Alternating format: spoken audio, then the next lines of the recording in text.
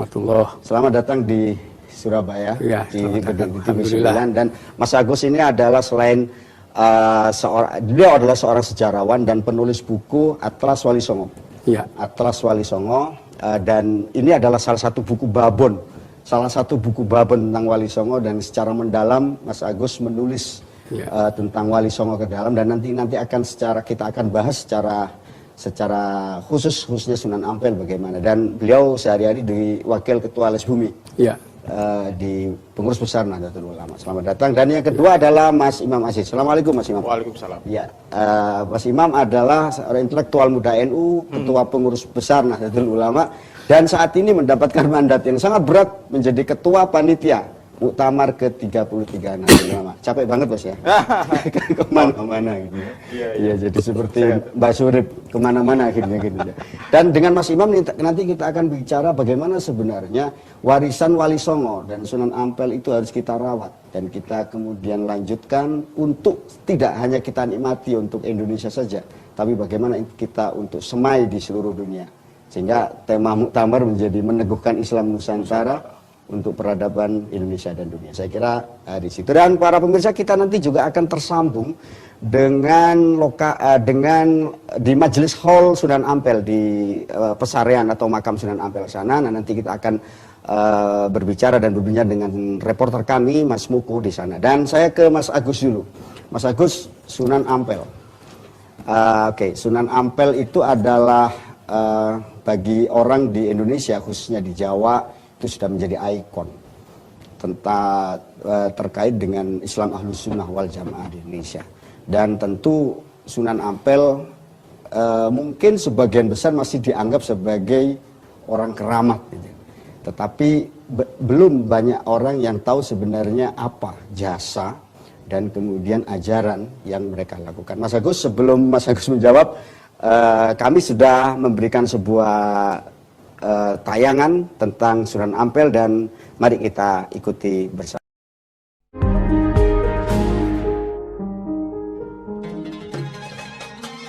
Sayyid Ali Rahmatullah atau Raden Rahmat yang lebih dikenal dengan nama Sunan Ampel. Beliau adalah putra Syekh Maulana Malik Ibrahim. Bersama orang tuanya, Sunan Ampel datang ke Jawa. Salah satu sumber menyebutkan bahwa kedatangan Sunan Ampel ke Jawa atas undangan Raja Majapahit Prabu Brawijaya. Masih menurut sumber tersebut, Sayyid Ali Rahmatullah diundang oleh istri Brawijaya yang juga bibinya. Tujuan utamanya adalah membantu Majapahit dalam memperbaiki kondisi sosial masyarakat waktu itu. Sunan Ampel diberi tempat untuk mengajar kepada masyarakat akan moral serta kebebasan di dalamnya. Secara bertahap, usaha Raden Rahmat menunjukkan hasil. Masyarakat menyukainya dan mau mengikuti ajaran-ajarannya. Masyarakat yang semula suka berjudi, mada, mencuri dan sebagainya, perlahan mau mendengar dan mengikuti ajaran Sunan Ampel. Kemudian dikenal ajaran Moh Limo dari Sunan Ampel, yaitu moh main atau tidak mau berjudi, moh ngombe atau tidak mau minum arak atau bermabuk-mabukan, moh maling atau tidak mau mencuri, moh madan atau tidak mau mengisap candu, ganja dan lain-lain, dan moh madon atau tidak mau berzinah, main perempuan yang bukan istrinya. Sunan Ampel juga dikenal sebagai orang yang banyak meninggalkan aforisme atau petuah singkat. Ungkapan-ungkapan singkat ini mudah dimengerti dan diamalkan oleh siapa saja. Dengan bahasa yang sederhana dan mudah dipahami ini, Sunan Ampel telah berhasil mengajak masyarakat untuk lebih mendalami Islam. Semua petuahnya pada hakikatnya bersumber dari ajaran Rasulullah SAW. Dakwah Sunan Ampel juga dilakukan melalui pendidikan pesantren.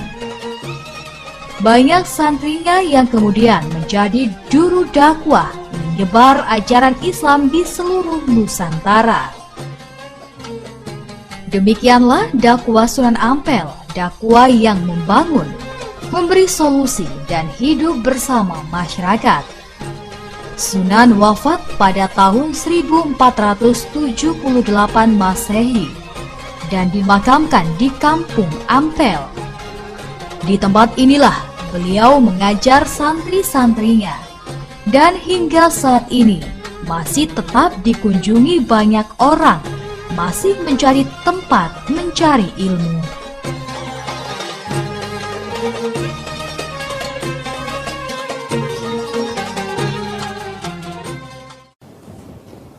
Baik, Mas Agus, itu tadi adalah gambaran secara singkat apa yang dipahami publik tentang Sunan Ampel ya. Termasuk ada fotonya tadi. Kira-kira. Oke, Mas Agus. Jadi sebetulnya begini. Oke. Kenapa Sunan Ampel bisa menjadi tokoh yang sangat legendaris lah katakan seperti itu. Memang ada rangkaian dari proses Islamisasi di Nusantara. Rangkaian dari proses Islamisasi. Iya.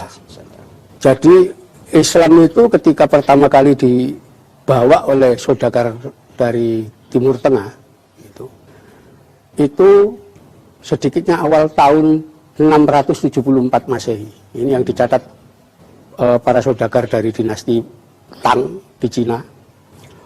Itu dipimpin Ratu Sima di Kerajaan Kalingga. Sudah ada saudagar Islam yang datang di sini. Dan karena orang Islam, kita bisa berasumsi semua orang Islam pasti berusaha menyiarkan agamanya.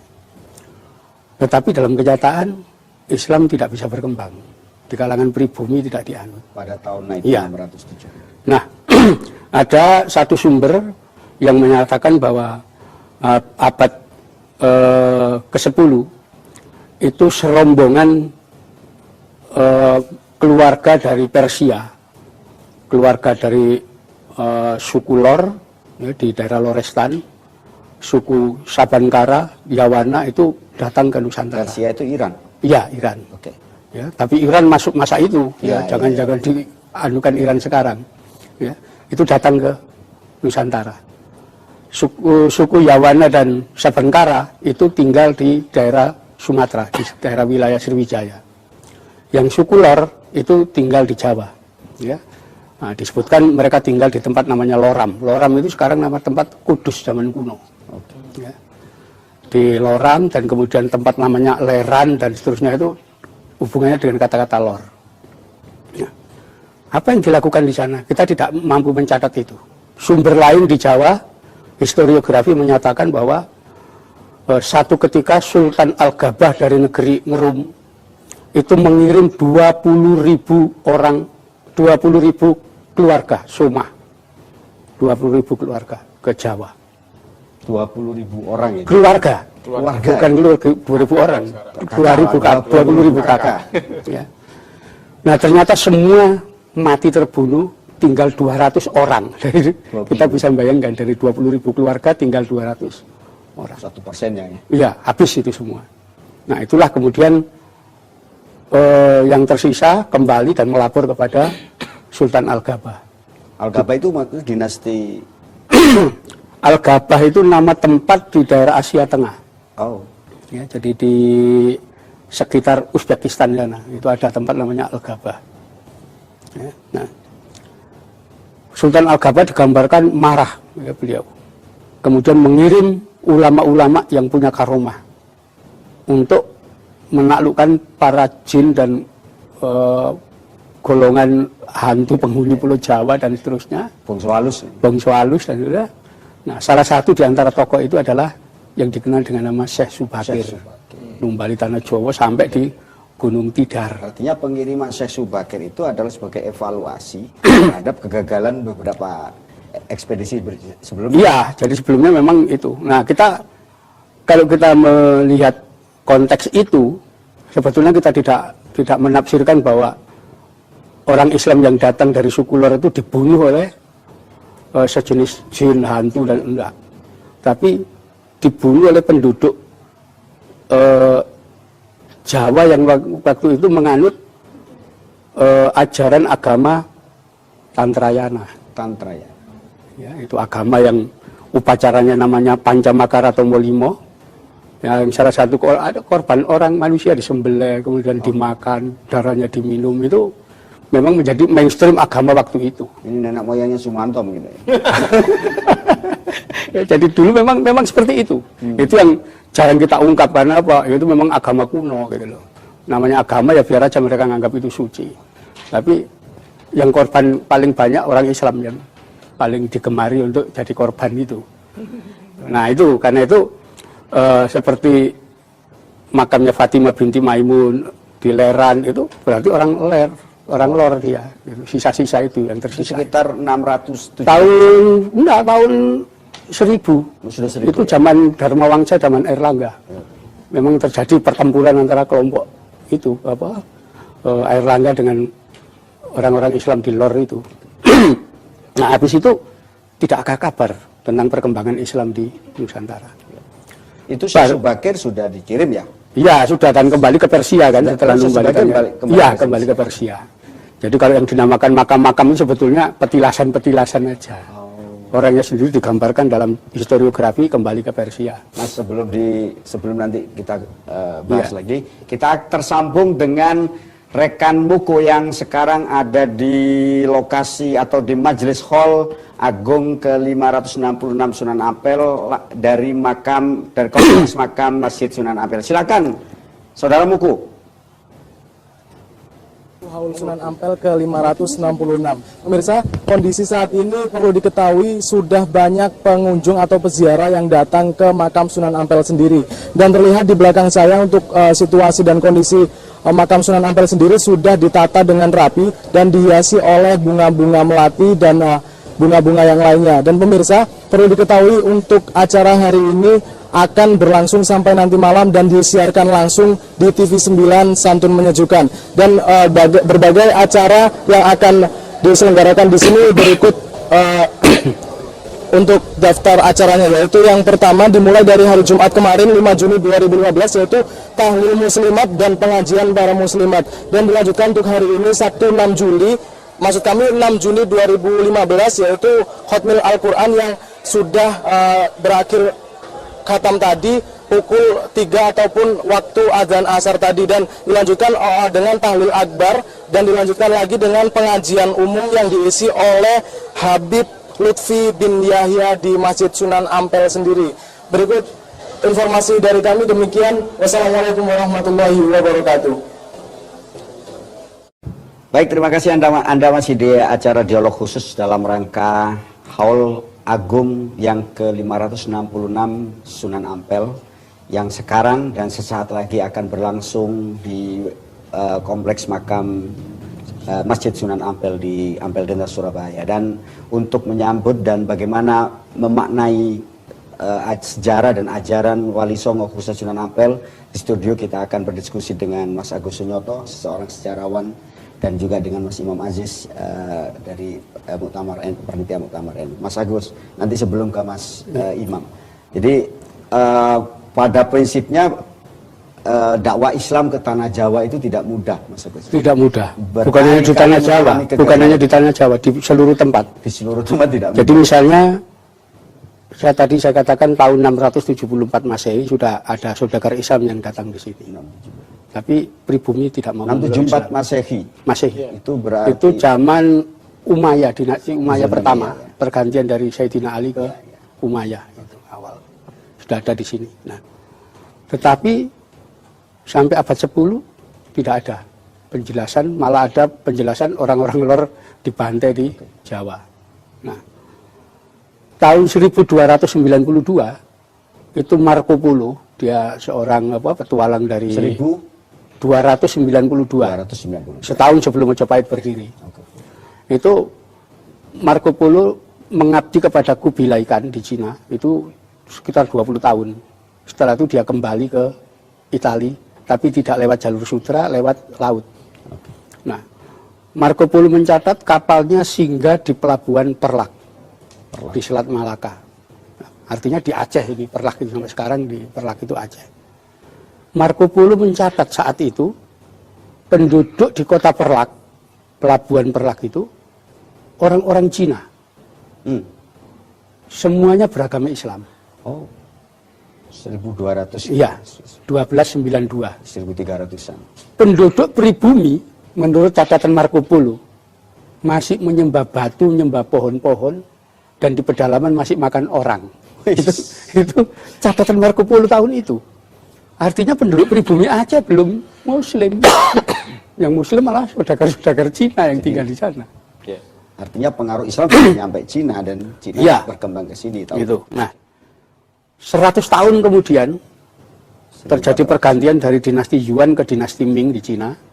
Nah, Kaisar Ming yang ketiga, Kaisar Yongli, ngirim Laksamana Cheng Ho ke Nusantara.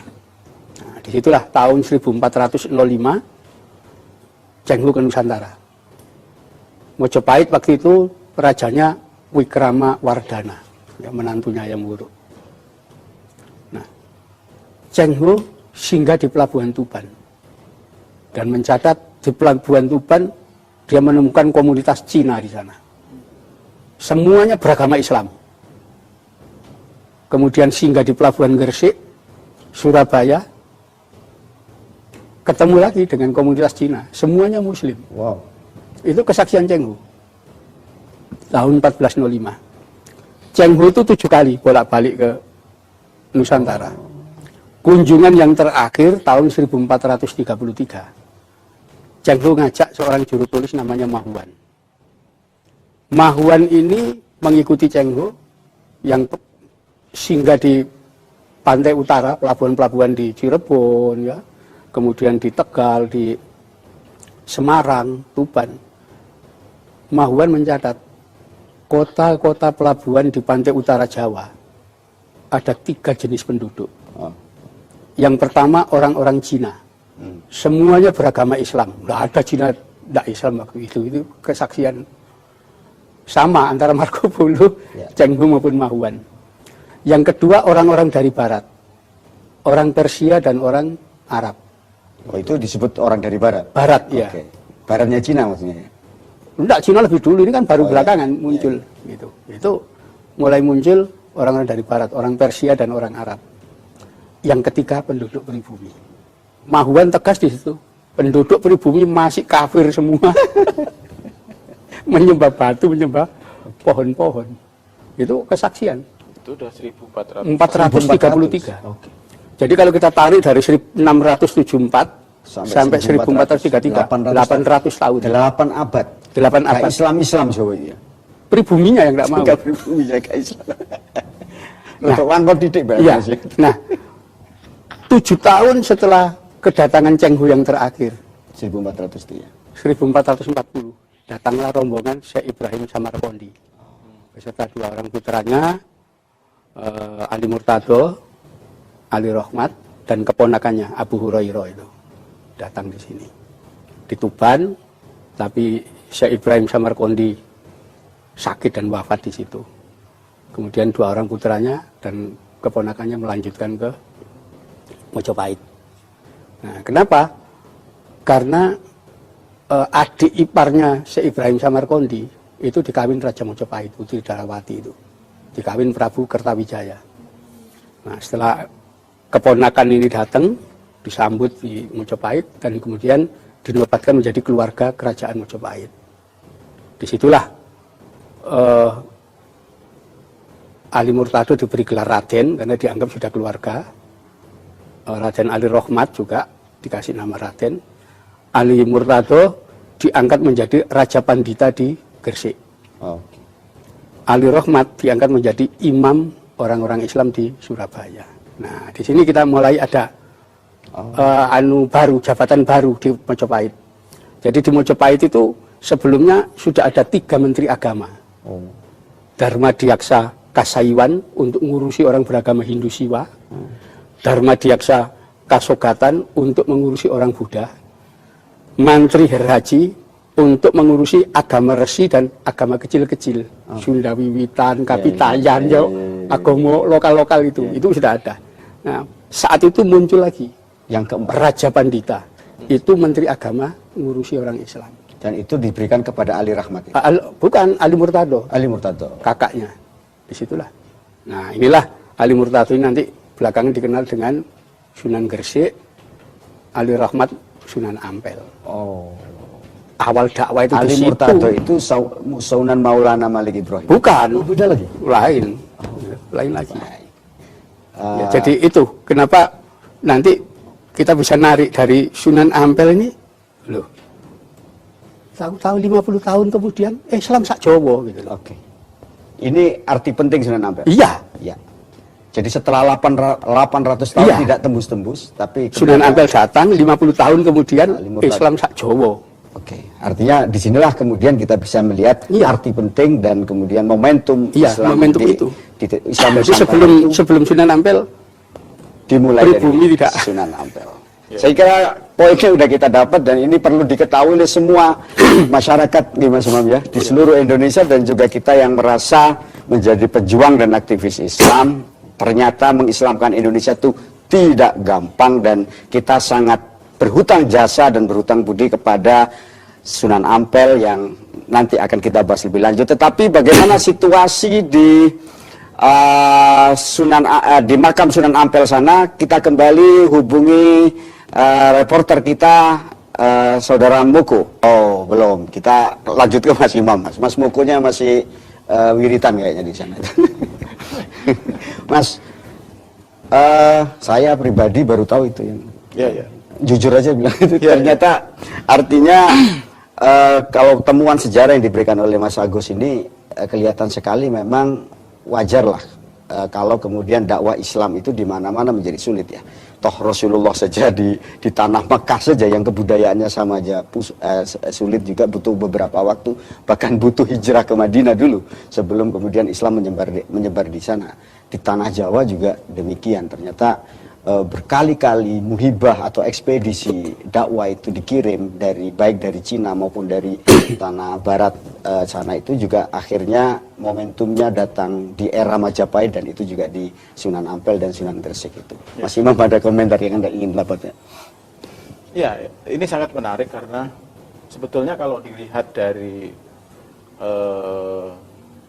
sejarah ininya ya, sejarah koneksi antara Islam di negara asalnya di Arab Saudi, dan sekitarnya, kemudian di Irak dan di Jazirah Arab lah ya. Itu memang sejak awal sudah ada koneksi bertahap ya, bertahap. Tapi momentum yang paling penting dalam sejarah itu adalah bahwa ada kelompok-kelompok umat Islam yang setelah Khulafaur Rasyidin, kemudian pada masa-masa kekhalifahan berikutnya itu ada kelompok-kelompok yang itu dari kelompok tasawuf dan fuqaha.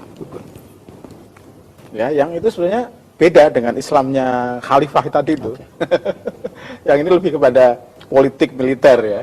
Nah, ini ada satu kelompok yang memang ini diem tidak terlalu sibuk dengan politik, tapi ini kemudian menyebar ke berbagai daerah sampai ke India, kemudian India ke ini yang antara yang Cina tadi itu yang fuqaha dan ini orang-orang kultural kalau sekarang. Orang-orang kultural. Kultural ini. Oke. Nah, ini yang bergerak Ulama-ulama. terus ini. Dan ini sifatnya memang bergeraknya juga secara kultural, tidak berpolitik dalam setidaknya tidak menggunakan angkatan perang lah. Ya, tidak pakai angkatan perang. Menggunakan Nah, itu data-data kita memang data di dalam sejarah itu memang itu sejak awal, koneksinya dari awal. Meskipun secara bertahap ya. Tadi juga saya baru ini sangat menarik karena kalau hubungannya dengan orang lokal di Jawa, di Sumatera dan seterusnya itu masih susah tadi itu ya. Tapi memang faktanya memang kalau kita lihat peninggalan-peninggalan arkeologis misalnya itu di Aceh itu sudah masuk peninggalan arkeologis itu jauh sebelum tadi yang 1400-an tadi itu. Di Leran itu 1200-an ya. 1000 tahun 1000. Seribuan ya. 1082. Di Leran di Gresik itu. Nah, kita juga kemarin saya juga baru tahu bahwa di Ambon jauh dari Jawa dari tadi, Jawa ya. itu juga 1400 sudah ada masjid di sana. Dan masjidnya menarik karena sejak itu mimbarnya nggak pakai merah putih gitu. Oh. Nah, Kalau 1400 itu bersamaan dengan Ya. mana Cheng Ho datang ya? iya Cheng Ho sekitar Cheng Ho itu. datang, ya. Artinya periode itu memang periode yang sangat produktif untuk Penyebaran Islam. penyebarannya Ya. memang benar-benar. Ya. Baik. Baik Mas, nanti Mas Imam nanti kita akan gali lebih lanjut, dan para pemirsa kita akan break. Demikian tadi situasi di lokasi atau di Majelis Hall Sunan Ampel yang sekarang masyarakat sudah mulai berdatangan, dan sesaat lagi Anda akan menyaksikan secara langsung dari TV9 hingga nanti maghrib menjelang. Dan kita langsung lanjutkan kepada Mas Agus dan juga Mas Imam. Mas Imam, jadi artinya proses kalau hari ini Islam di Indonesia itu menjadi mayoritas. Kalau saya hitung di peta, Mas, penduduk dengan Muslim terbesar itu Indonesia itu ternyata jaraknya paling jauh dari Jazirah Arab gitu. Ya, ya. Kalau daerah-daerah negeri-negeri Muslim itu rata-rata di sekitar Jazirah Arab, Afrika Utara atau Asia Selatan. Tetapi yang Indonesia yang paling jauh, justru paling jauh itu kok kenapa kemudian Islamnya mayoritas, ini menjadi sebuah pertanyaan. Mas Imam, artinya setidaknya proses strategi Islamisasi di Nusantara ini memang merupakan sebuah kecerdasan atau merupakan strategi yang tepat waktu itu. Gimana Mas Imam mengomentari? Ya, ketika tadi itu kedatangan para pedagang, ya, terutama dan juga ulama-ulama yang akhirnya kemudian juga masuk ke masyarakat di Nusantara ini. Satu hal yang tidak bisa diabaikan adalah bahwa peran mereka untuk kemudian secara sosial berintegrasi. Ya, ini bukan okupasi, bukan penjajahan, bukan apa, tapi berintegrasi. Wa'asyiruhunna. Nah, wa'asyiruhunna, dalilnya wa'asyiruhunna itu. Berintegrasi. Rapi lah. Ya, misalnya kawin-mawin, ya. Kemudian juga perdagangan. Nah, kemudian juga ada pengembangan kebudayaan, ya. Dan misalnya kalau kita lihat nanti lebih detail lagi soal makanan. Ya. Mulai ada makanan corak makanan baru yang waktu itu juga belum dikenal di Jawa mungkin, ya, seperti terasi, tahu, tempe. Nah, itu memang menarik, ya. Jadi akhirnya ini lalu jadi sebuah proses yang sifatnya akulturatif, ya, sangat pelan tapi sebenarnya pasti ininya. Yang kedua adalah pendidikan. Ya, mulai dari Sunan Ampel inilah pendidikan lebih ditata secara sistematis. Kebetulan tadi juga bahwa sebetulnya ini peranan Sunan Ampel ini kan karena beliau itu juga sudah menjadi bagian dari Majapahit tadi itu. Jadi kekuasaan memang benar-benar dimanfaatkan oleh Sunan Ampel. Secara kebetulan begini, karena Majapahit waktu itu memang memberi mandat kepada Sunan Ampel untuk mendidik. Waktu itu yang Molimo yang tadi yang disampaikan Pak Agus tadi itu untuk dirubah. Akhirnya mereka yang terutama para pejabat ya. Para pejabatnya dulu ada pendidikan untuk para pejabat Majapahit, kemudian setelah itu kemudian juga untuk masyarakat lebih luas. Dan inilah yang menjadi titik balik sebetulnya.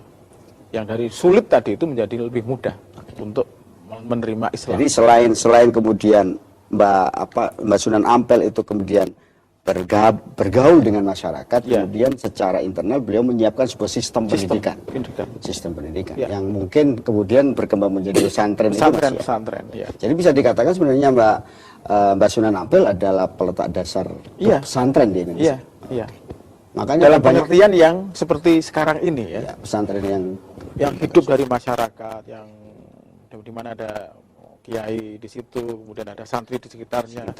Karena kalau sistem pendidikan di lain kan nggak gitu caranya. Sudah ada lembaganya baru kemudian orang datang. Jadi kalau ada orang mau mendirikan pesantren, tawasulnya sama Sunan Ampel. Pasti itu.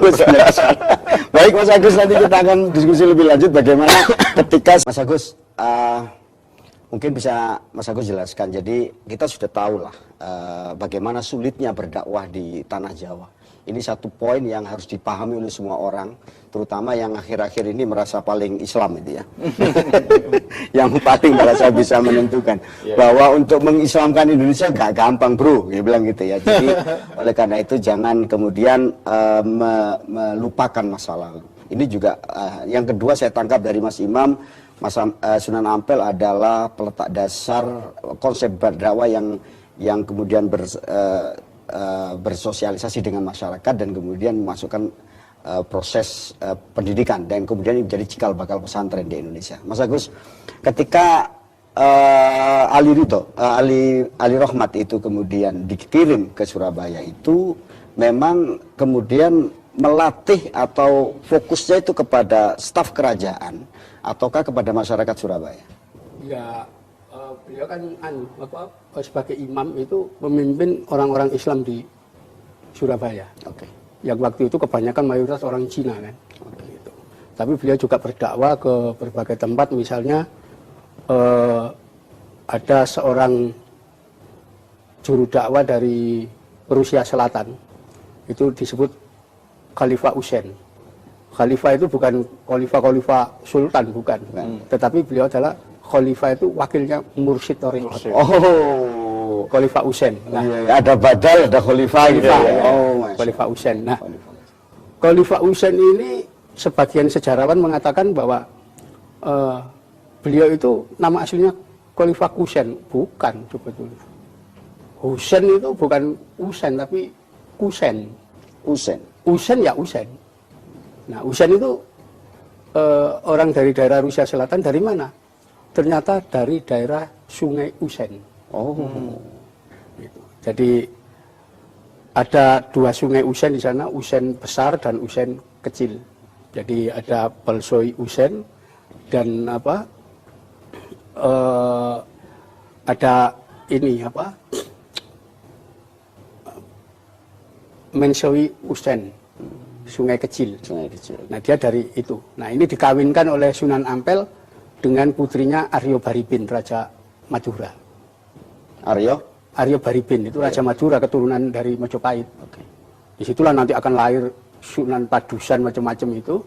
Dan karena beliau dari Sungai Usen besar, nah, beliau mengajarkan ajaran-ajaran yang berisi misalnya doa-doa yang berkaitan dengan tarekat dari Sungai Besar. Nah, di Madura, iya, di Madura masih ada itu. Asma Sungai Raja itu, Sungai Besar itu dari Usen besar sebetulnya. Jadi itu. Jadi mengirim beberapa orang ulama Sunan Ampel waktu itu sebelum putra-putranya dewasa dan membentuk Wali Songo. Jadi beliau sudah melakukan tindakan. Nah, ada satu yang kenapa pada masa Sunan Ampel dan Wali Songo itu berhasil, itu struktur masyarakat di Nusantara waktu itu. Itu yang menjadikan kenapa Islam sampai 800 tahun tidak bisa masuk ke sini. Ada struktur? Iya. Apa Jadi struktur masyarakat itu sampai zaman Majapahit itu terdiri dari 7 lapisan masyarakat. Kayak langit ya Mas? Iya, kayak feodal begitu. Nah, ukuran untuk menempati posisi tinggi dan rendah tergantung dari kedekatan manusia dengan kehidupan duniawi. Kalau kehidupan duniawinya lemah, maka orang itu menduduki posisi paling tinggi. Itulah golongan Brahmana. Orang yang nggak punya rumah, nggak punya kekayaan, hidup di hutan, di pertapaan-pertapaan, itu manusia paling tinggi. Zuhud lah ya. Iya. Kalau bahasa kita zuhud. Yang kedua, golongan kesatria. Golongan kesatria ini orang yang tidak diperbolehkan memiliki kekayaan pribadi, tapi dia dijamin oleh negara. Kenapa? Dia ngatur negara, bela negara, ya pejabat.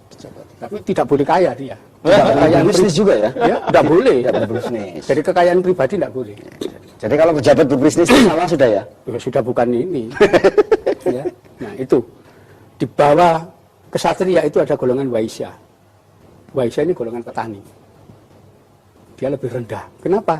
Sudah punya rumah, punya sawah, punya ternak. Di situ kekayaan duniawinya lebih banyak dia, karena itu lebih rendah. Lebih rendah lagi. Di bawah Waisya ada golongan Sudra, kaum Sudra. siapa golongan sudra? Nah, kalau kita lihat di naskah Salukantara, Nawanatya disebutkan, yang disebut golongan sudra, para saudagar. Iya, rentenir yang membungakan uang, orang yang menyewakan perhiasan dan seterusnya, orang kaya-kaya itu kaum sudra. Jadi makin kaya makin sudra. Mereka ini tidak boleh bicara soal agama, tidak boleh bicara soal kekuasaan negara. Kenapa? Saudagar rentenir, pikirannya untung. Nanti kalau bicara soal agama, jadi dagangan nanti. Dagang. Itu. Nah, karena itu teori yang bahwa Islam disebarkan lewat pedagang gak jalan, nggak bisa. Kenapa? Pedagang golongan sudra, dianggap rendah di sini. Nah, di bawah sudra itu ada lagi golongan candala. Siapa golongan candala? Yaitu golongan orang yang hidup dari membunuh makhluk lain. Iya. Eksplisitnya siapa? Para jagal. Pemburu. Itu kan dia hidup dari membunuh makhluk lain. Bahkan pejabat negara yang namanya Singa Negara dan Singa Menggala, Algojo yang membunuh, itu masuk golongan candala. Kenapa? Dia dibayar karena membunuh orang yang dihukum. Termasuk regu tembak ini, Pak? Iya, golongan candala itu. Jadi dulu dipisahkan begitu. Oke. Habis itu ada lagi yang keenam, golongan maleca. Maleca itu semua orang asing yang datang di Nusantara, itu statusnya kilalan, pelayan.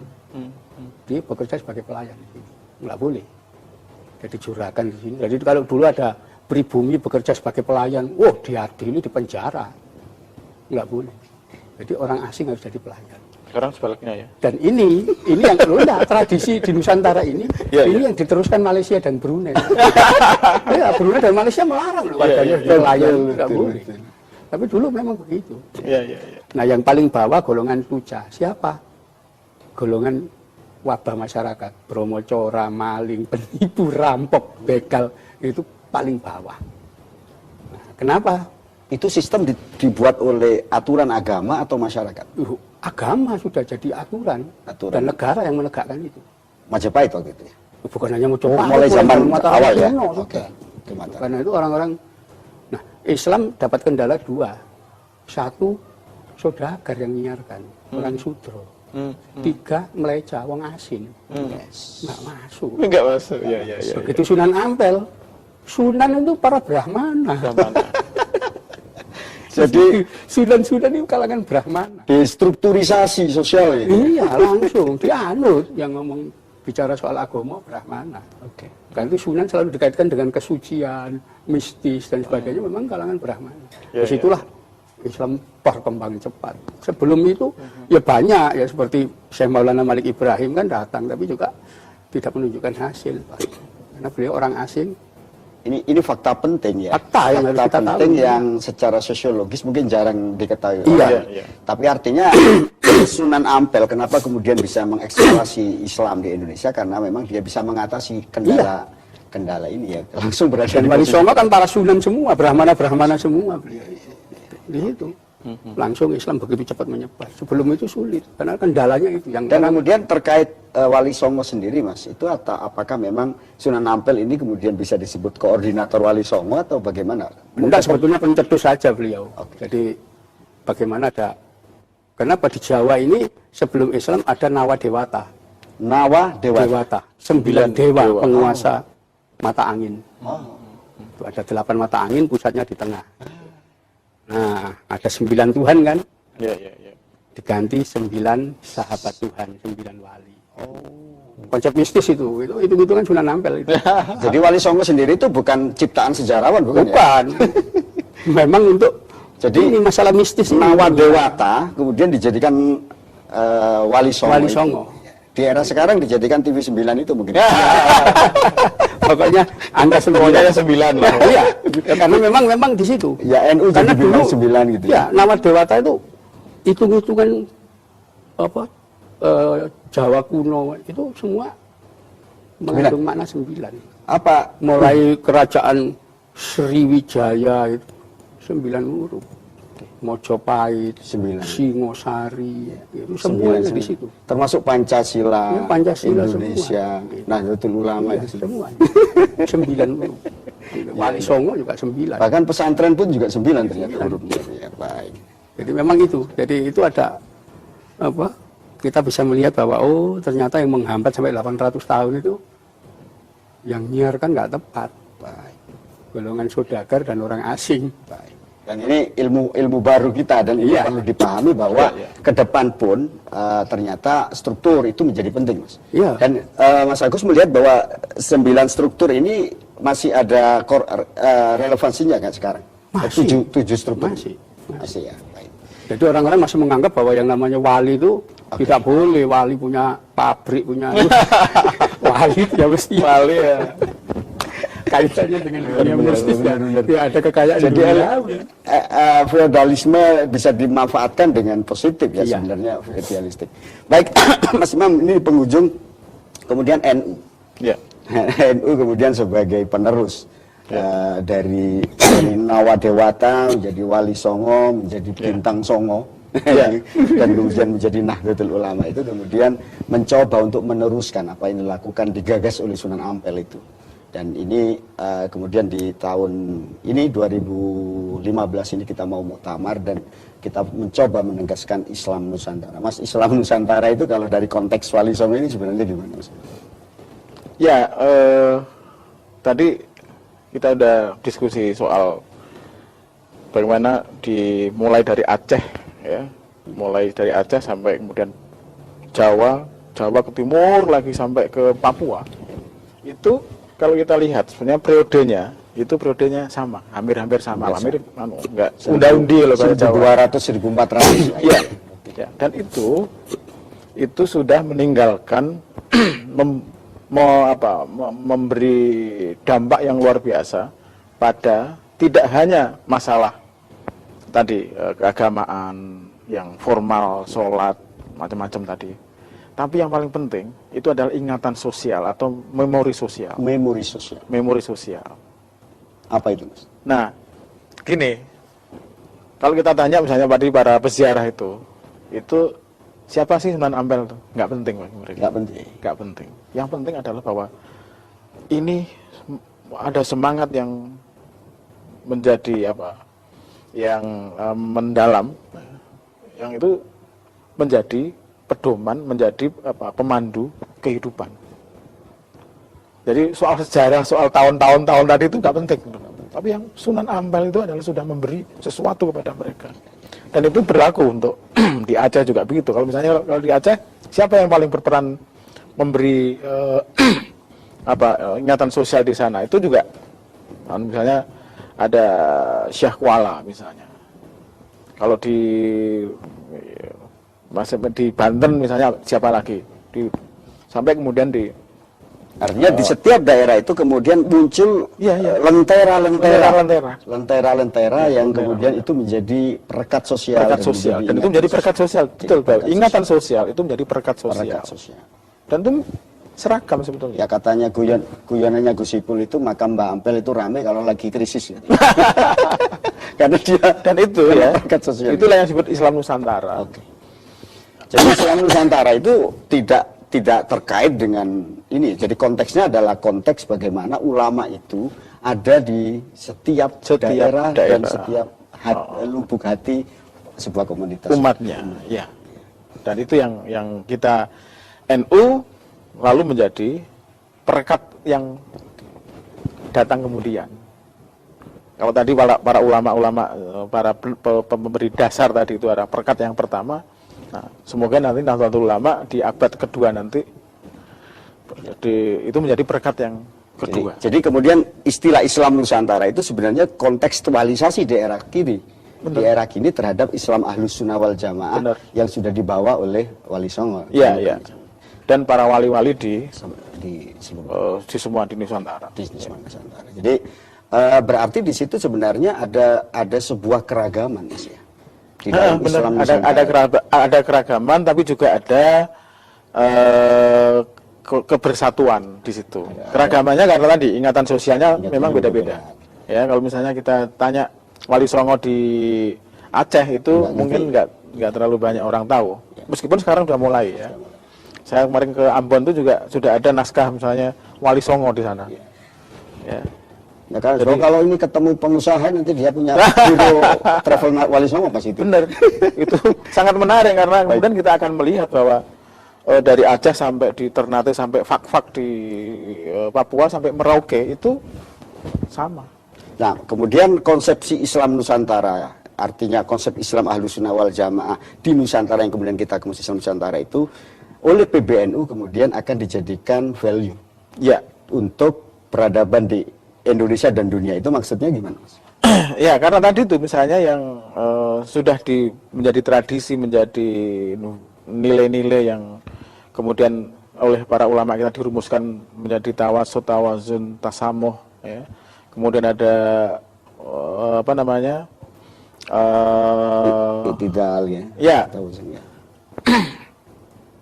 Itu kan sudah menjadi nilai-nilai yang dianut oleh Indonesia. Islam Indonesia. Indonesia. Moderat, toleran, Toleran, berimbang, berimbang tadi itu. Dan ini yang orang dunia ini, dunia tidak hanya dunia Islam, dunia pada umumnya ini sangat memerlukan ini. Sangat sekarang memerlukan. ini. Sangat memerlukan. Ketika kemudian Islam dianggap terorisme, Iya. ketika Islam dianggap Iya. sebagai Iya. sebuah fundamentalisme. Ya. Oke. Nah, ini yang sudah terumuskan dengan baik dan sudah menjadi nilai-nilai etik dan perilaku sehari-hari itu ya Islam Nusantara tadi itu. Nah, ini yang